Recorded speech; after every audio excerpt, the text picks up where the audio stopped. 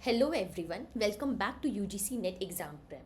I am Harsha Lal and today we are going to discuss one of the most repeated topic in UGC NET paper 2, that is in commerce, that is the types of banks.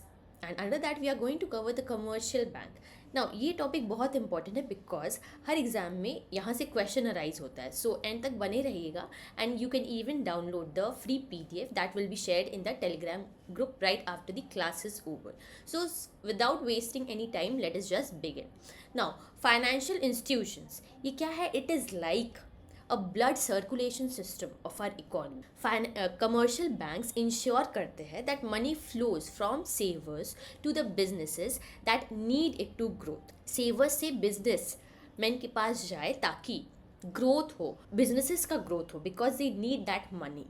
They support investment हो गया, then trade transactions in the economy ताकि सब economy में smoothly flow up कर. Now a commercial bank is a profit making financial institution. It ensures that money flow efficiently where it is needed the most. So वो commercial banks क्या करते हैं? They accept the deposits from the public and they give that money as loan to individual या फिर businessman. वो accept करेंगे public से deposit and उसके बाद वो मनी को किनको देंगे? वो लोग इंडिविजुअल को देंगे या फिर बिजनेसमैन को देंगे. अब whatever interest they earn from that loan becomes their in. एक सिंपल से एग्जाम्पल समझते हैं. Suppose we are depositing ₹10,000. So bank pays us interest. Then they give that 10,000 to others as a loan. अब loan दूसरे को दे दिए then they are going to charge higher interest. That becomes a profit for the bank. So this is how the bank actually function.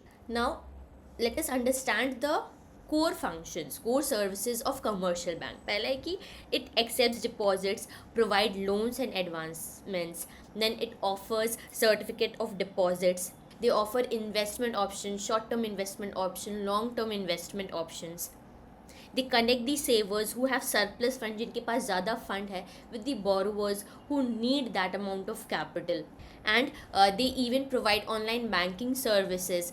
They provide modern payment systems, wealth management services, ATM facility, UPI facility. So all these comes under the services, main services which is being provided by the commercial banks. Let us look at the objectives of the commercial banks. First is profit generation. Operate as business entities focusing on earning sustainable return. कैसे उन लोगों को return मिलता है business से? How the bank receive the returns? Through lending, through fees, through investment activities. Right, then money circulation. It channels funds from savers to the productive borrowers. Save जो लोग save करें उनके पास ज़्यादा मनी रहेगा, they are going to save it in the bank and then the borrowers, the individual or businessmen, they are going to borrow from that. So इससे क्या होगा? मनी सर्कुलेट होगा, economic activity in the economy is going to boost. Then credit provisions, it offers loans and advances to support the entrepreneurs, right, to support the entrepreneurs, infrastructure development and individual financial goals. So जिनको भी credit का requirement है, bank is going to provide that loan to that person and in lieu of that they are going to receive certain amount of interest.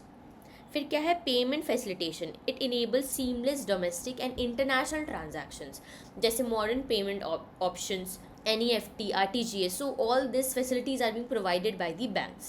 Then wealth management. It helps the individuals and businesses to grow their financial assets through investment and they even provide portfolio जिनका 2 से 3 अगर funds हैं in the bank. So the bank even provide portfolio management services so that all this can be handled in the right way. So basically the bank support everyone from the students, farmers, business owners, corporates.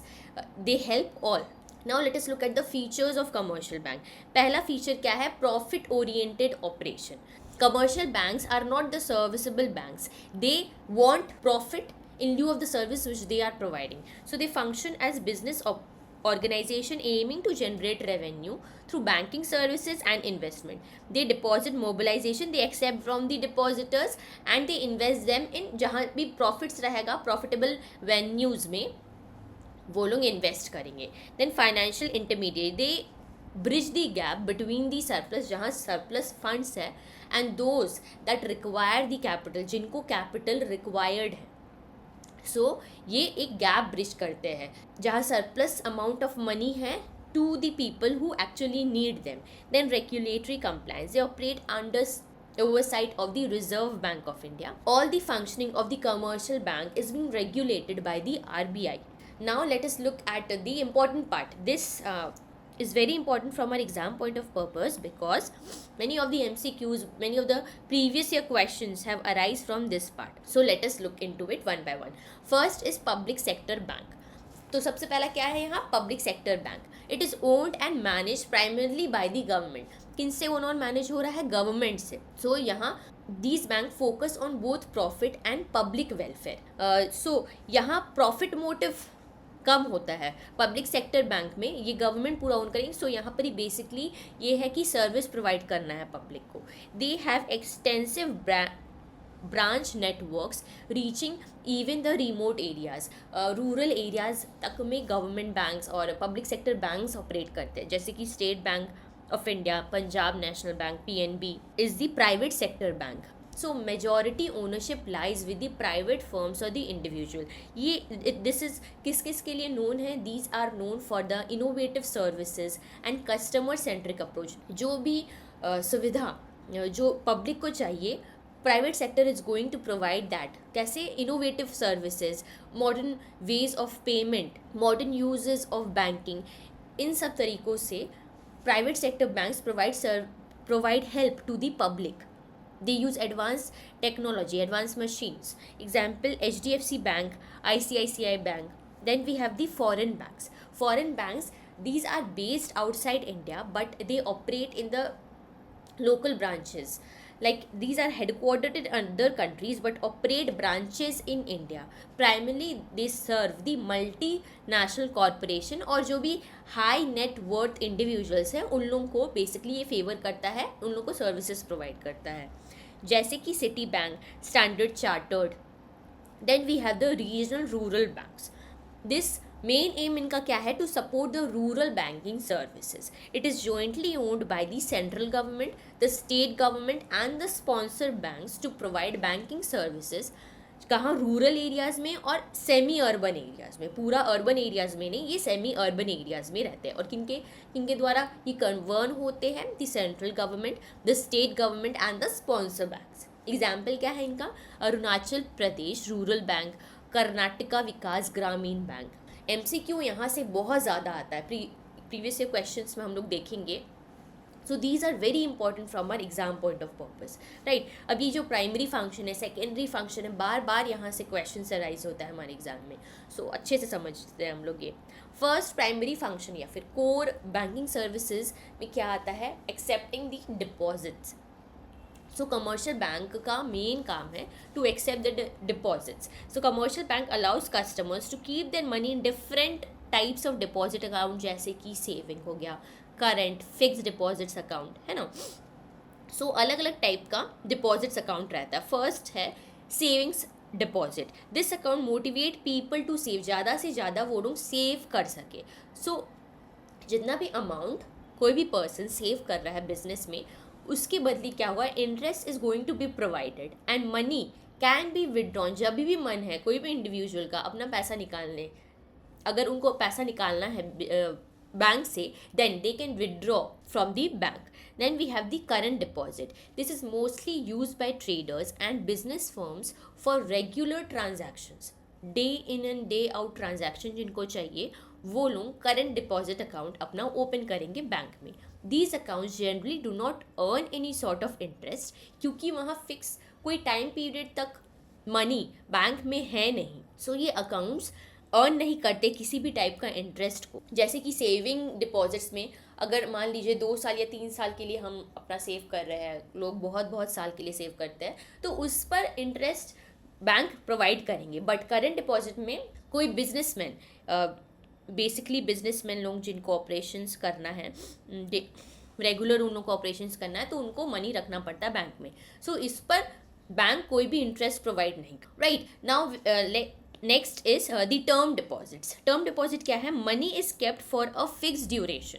Without immediate withdrawal, तुरंत withdraw नहीं करेंगे, कुछ time period 6 साल 5 साल के लिए रख देंगे. Because the deposit is locked in for a period, bank offers a higher amount of interest. Then we have the recurring deposit, designed for salaried individual or regular income earners. किन के लिए design है ये? Salaried individual या फिर regular जो लोग income earn कर रहे हैं. Where a fixed amount is deposited every month, हर महीना वो सैलरीड पर्सन कुछ amount of money for a specified period of time bank में डिपॉजिट करते रहेंगे.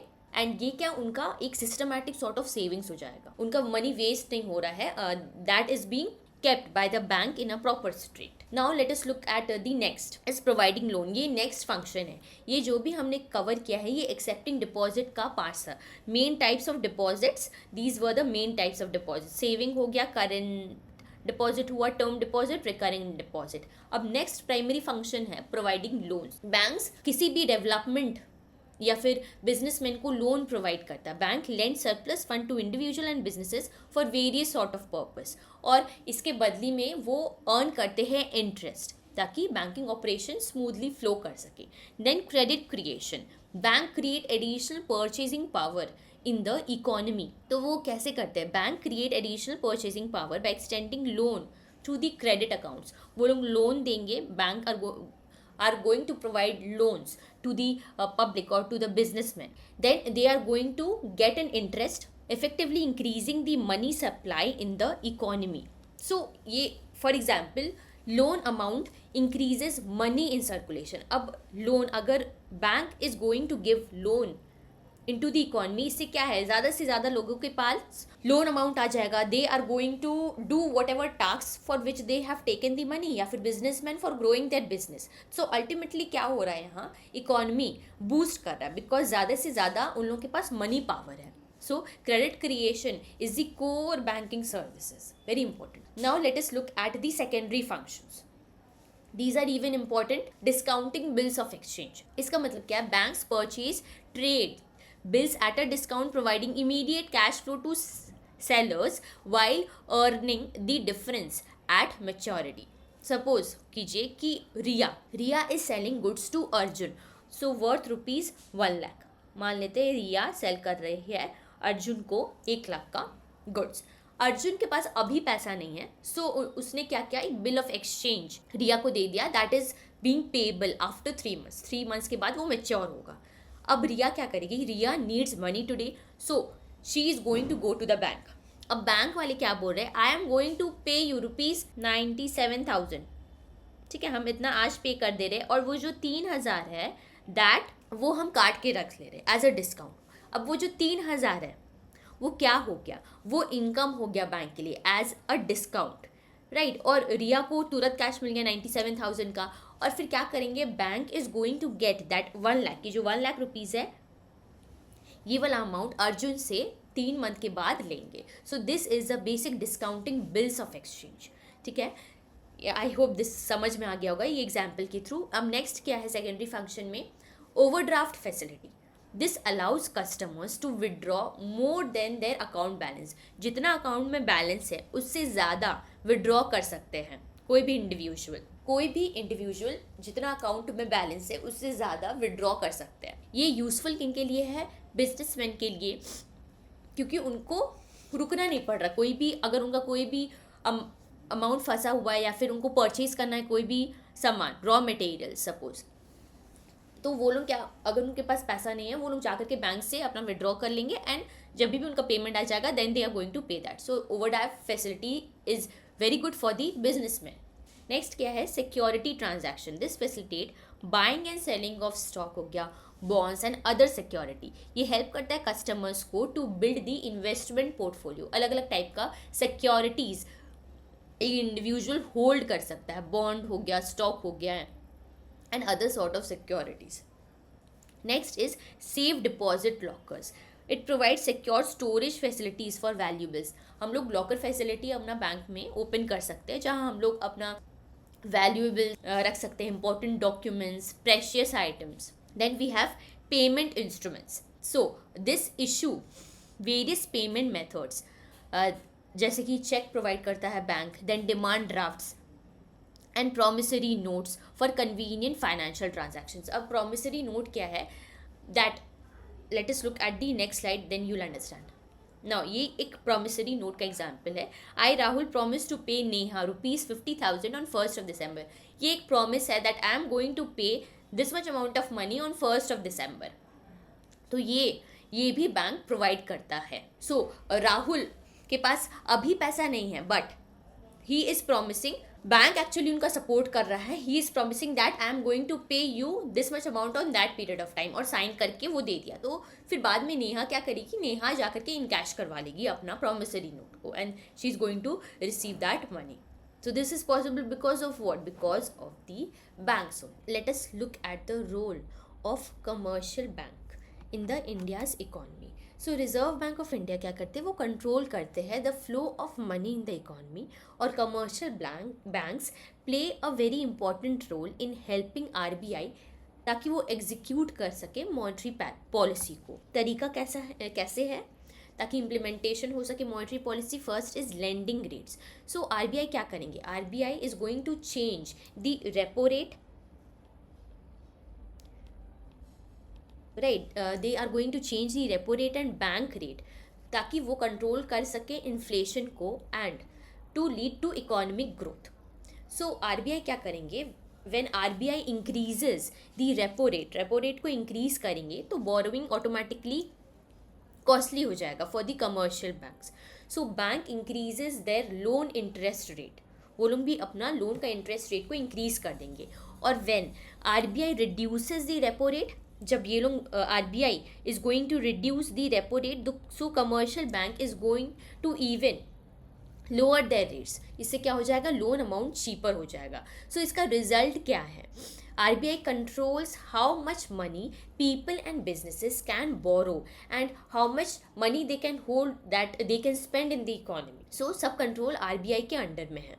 एंड दी रिजर्व रिक्वायरमेंट्स, अब रिजर्व रिक्वायरमेंट्स क्या है, RBI asks the commercial banks to keep a part of the deposit as reserves. तो किस का type का है, cash reserve ratio and statutory reserve ratio, statutory reserve ratio या फिर statutory liquidity ratio. So cash reserve ratio क्या है, cash that is being kept with the reserve bank of India, और statutory liquidity ratio that is money kept in liquid assets, जैसे कि gold हो गया या फिर गवर्नमेंट सिक्योरिटी, राइट, गोल्ड या फिर government security. So if RBI increases, अगर इंक्रीज कर रहा है कैश रिजर्व रेशियो को या फिर स्टैट्यूटरी लिक्विडिटी रेशियो को, सो तब क्या होगा, bank has less money so that they could lend, क्योंकि रिजर्व हो गया उनका अमाउंट। अब अगर RBI डिक्रीज कर रहा है ये सब रेशियो को, so bank can lend more money, more amount can be in circulation. So RBI control money supply in the economy through this commercial bank. Next is credit provision. So commercial bank provide essential loans to the industry हो गया, फिर businessmen, farmers and individual। इससे क्या होगा, it will fuel the economic growth and it will give more amount of money for entrepreneurship to establish in the economy. Then we have trade facilitation. It enable domestic and international trade through letters of credit. So ये letter of credit क्या है, a letter of credit is a guarantee that is being given by a bank to the seller। एक guarantee है जो कि bank देते हैं seller को कि वो लोग पेमेंट रिसीव कर लेंगे from the buyer. If you are giving an amount of money, if a buyer is taking, अगर कोई बायर परचेज कर रहा है आपसे गुड्स, तो आप लोग in the future you will receive the amount from that buyer. For example, an Indian importer wants to buy goods from the USA, उन्हें लेना है गुड्स फ्रॉम द USA, वो इंडिया के इम्पोर्टर है। सो द US जो seller है वो बहुत वरिड है कि पेमेंट मुझे रिसीव होगा कि नहीं। सो इंडियन बायर का जो बैंक है gives a letter of credit assuring that कि bank will pay the seller once the goods are being shipped. एक बार गुड्स शिप हो गया तो बैंक खुद गारंटी देता है that the payment will be given to you. So this builds trust between both the party. फिर क्या है, foreign exchange services. So foreign exchange services के under when trade happens between the countries, currency दोनों country का differ करता है, India का हो गया, देन यूएसए का हो गया, यूरोप का हो गया, सो हर कंट्री का अलग अलग अपना करेंसी होता है. So bank help convert one currency into another. For example, if an Indian company, अगर कोई इंडिया का कंपनी है, बाइज गुड्स फ्रॉम जापान, वो गुड्स खरीद रहे हैं कहाँ से, जापान से, then the bank help convert the Indian rupees into Japanese yen, ताकि पेमेंट हो सके. Bank even deals in forex like buying and selling of foreign currency, and they even issue the travel cards so that international traveling could be possible. Then we have trade financing. Businesses often need financing to help during the trade. Finance तो हर एक business को required होता है. So this is possible because of the bank. Bank lend that money, and for the future period of time, the bank will receive the payment in the future. Bank provide different types of loans to support the trading system. Then we have the financial inclusion. Expand business access to rural and semi-urban areas, ensuring even remote population can participate in the economy. So banking services will even be provided in the rural and the semi-urban areas, ताकि वो the rural population can even be part of the economy growth, for the economic development. Then we have digital banking leadership. So digital payment system, modern payment system, online banking platform, UPI, credit system, online facilities, all this is possible because of the commercial banks which we have in the economy. This makes the transaction a lot faster, safer, and much more convenient. At last, commercial banks are the backbone of the Indian financial system. They ensure safety, economic growth, and development of the nation.